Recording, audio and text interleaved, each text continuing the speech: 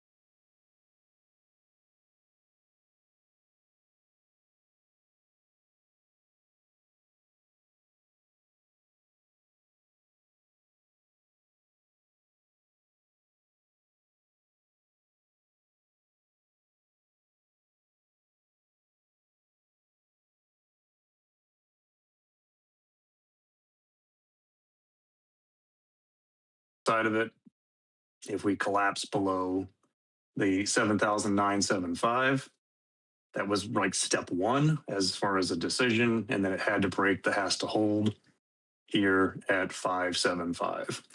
And of course, it did already preemptively give us targets, which we had posted also, half an hour, 45 minutes before they got there. So we knew what the initial targets were going to be. And this was me. I literally was completely out of bullets by the time we hit the first target of the second scenario, because I had taken the short when it bounced up and couldn't get back through the 24. So it was a good run. Like, I got no complaints, but I'm with you, man. It took off. So either way, ES provided a multitude of scenarios. And this is, again, how the market works. It provides scenario on top of scenario. And sometimes today's, I don't know, it's pretty rare. Take your input, Bob. But we don't usually get 3 and 4 scenarios in the same direction. Right. That just keep going and going and going. So a little bit rare.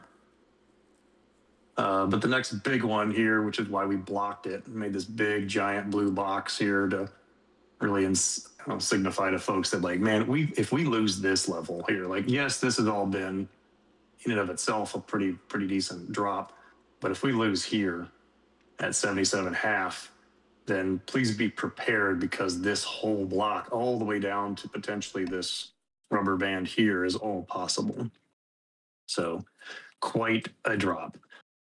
And then the big one to focus on, and again, we label it, it's right here, it says big BP, means big picture.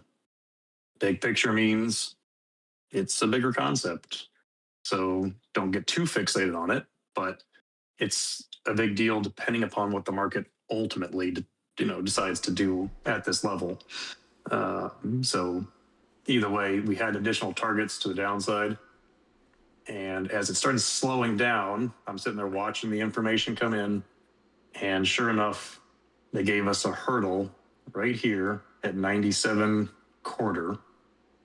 And I said, this is it, right? Because now we're only separated from 97 quarter to 92. What was it? 92.75 was the official number.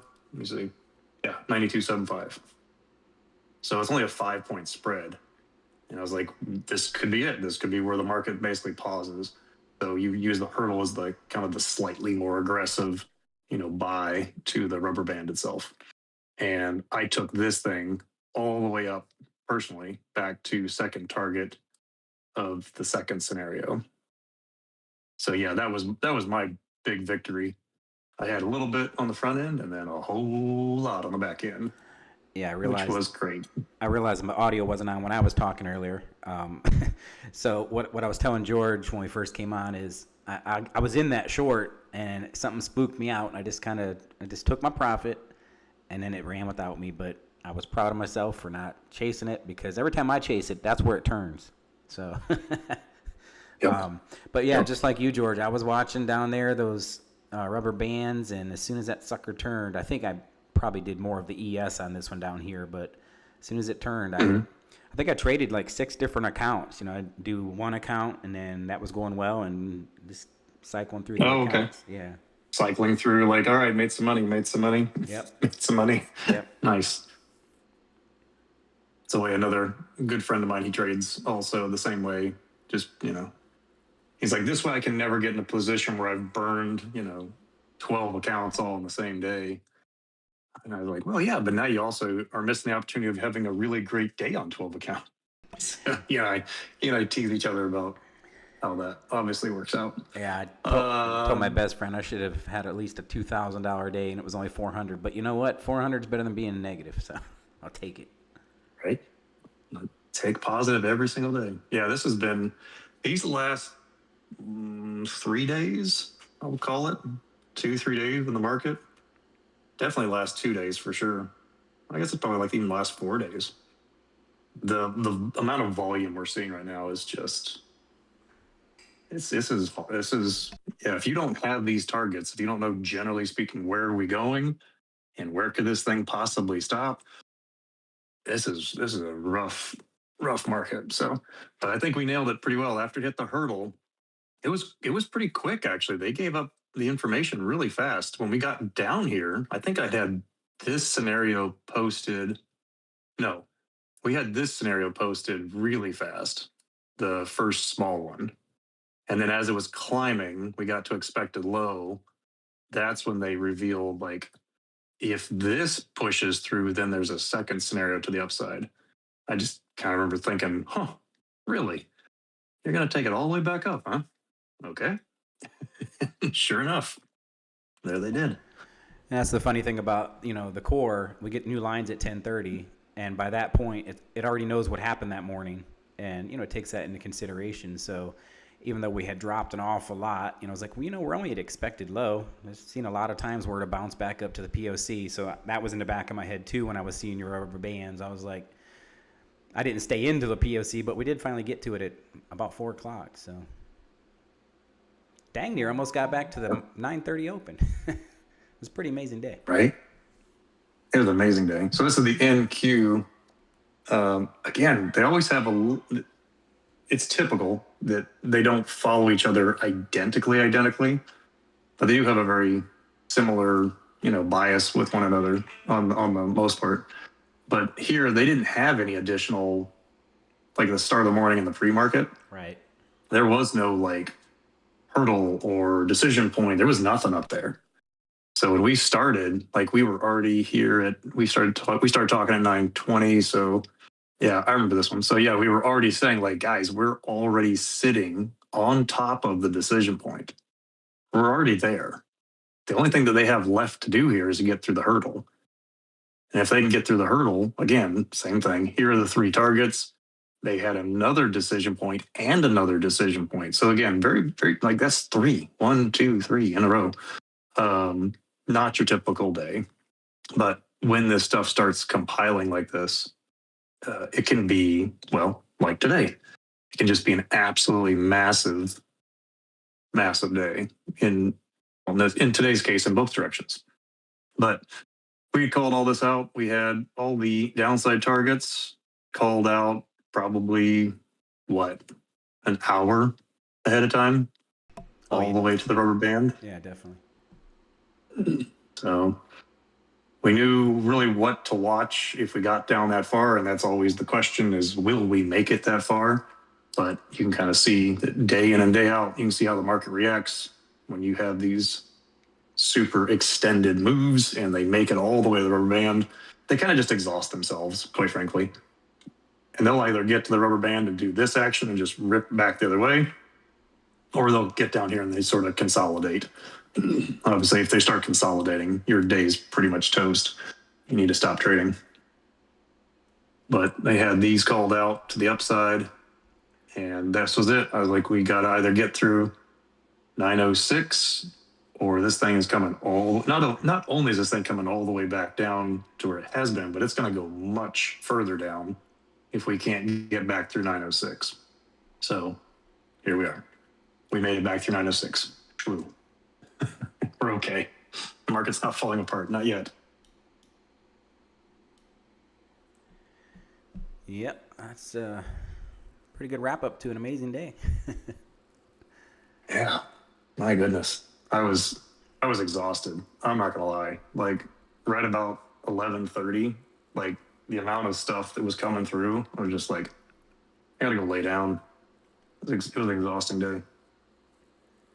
You're good about putting a trade on and just having your targets and just letting it go. Yeah. No, that's kind of how this afternoon, well, the later part worked out. I was like, well, here we go. Just drop them in here, took some profit. And I was like, that's it. We're high enough. Like I can just leave the rest of it break even. So I think my break even was somewhere around like 902. That's where they all went in. So yeah, I just let them do their thing. And they got all the way to, well, they exited here, of course, around 1220 when we got to the target initially. So that's it. All right, guys, as always, Yep. thanks for joining. Subscribe to Chartcast. Come check us out in the channel. Love to have you over here. We've got new people showing up every day. And again, it's just to kind of listen to the commentary because we talk, some throughout the day. I try not to say too much because the trade just has to do its thing. It doesn't rely on me saying anything. So, And, one of the things that maybe we need to do a better job of letting people know, but if you join the room, George does a one-on-one coaching session with you. So there was a couple people that were surprised to hear that. They're like, whoa, I get a one-on-one coaching? And he's like, yeah, let's do it. So it's definitely, you know. And it's all in light to just understand our system. Because if you don't understand our system, then what's the point? Right. They just look like pretty markings on a chart. So this is what we're coaching. This is what we're teaching in here. It's not just that we're able to call out like where the market is potentially going, again, well ahead of time, but it's how does the individual basically get into a trade in a safe enough manner, and also recognize when has it passed beyond the point that I should be engaging, kind of like what Bob just said. He's like, yeah, I realize that the thing is still sinking, and that sounds great, but I think most people do have that tendency, like at that moment that you think it's gonna keep going, that's when it turns on you. Sure does. So we don't want that. Nope. Okay. Well, thanks for the wrap up there, and we'll see everybody tomorrow. Hopefully Friday's a good day. I think, do we have a little bit of news tomorrow? We got some more at 8:30. 8:30 news. Yep. Okay. So we'll see what happens in the pre-market. This morning was kind of quiet, actually. Wasn't a whole lot of movement. Very quiet. Even though there was news. So. Even at the 8:30. Well, the news came in apparently exactly as it was predicted. So yeah. Yeah, that's going to happen. In line with expectations. So that's good. That doesn't blow any of your scenarios up. So anything you were working is still valid. So I don't mind 8:30 news days when they're quiet. So it's not a bad thing. Nope. Yeah, exactly. I do just, it's unfortunate for the people in the room, right? Because 8:30 comes, they run through the whole scenario an hour before the market opens, and I'm sitting there just thinking, okay, what am I going to tell people? Right. It's already done. Like the move is already over, happened. folks. I don't know. Go get a coffee. Yep. I'll see you in an hour. I don't know.